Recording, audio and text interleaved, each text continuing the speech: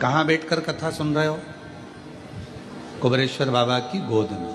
अपने पिता की गोद के अंदर बैठकर आप कथा कर भगवान शंकर की कथा को सुन रहे हो। और पिता की गोद में बैठकर, भगवान शंकर की गोद में बैठकर जब हम कथा का लाभ ले रहे हैं, पिता की गोद में बैठकर जब हम कथा को श्रवण कर रहे हैं, बच्चा सबसे ज्यादा सेफ, बच्चा सबसे ज्यादा अपने आप को सेफ, सुरक्षित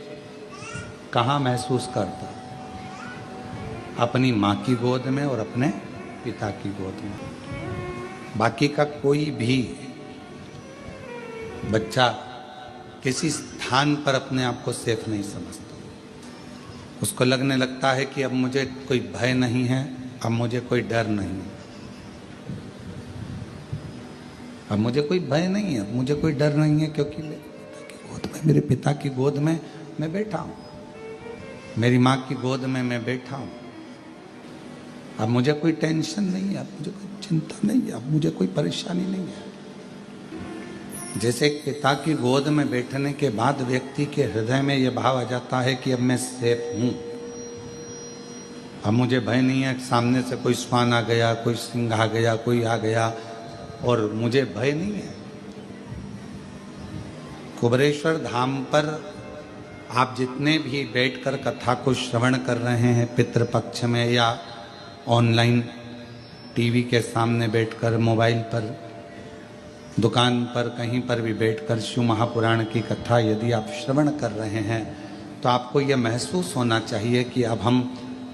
भगवान शंकर की गोद में बैठ गए हैं। हमें अब संसार का कोई भय नहीं है, हमें कोई भय का, हमारे भीतर का भय, हमारे भीतर का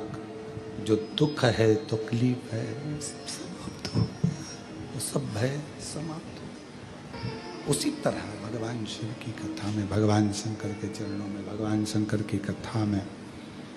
भगवान शंकर की इस पवित्र गोद में बैठकर जब हम, जितनी देर आप शिव महापुराण की कथा में बैठे, जितनी देर आप भगवान शंकर की विरल कथा को धारण करें,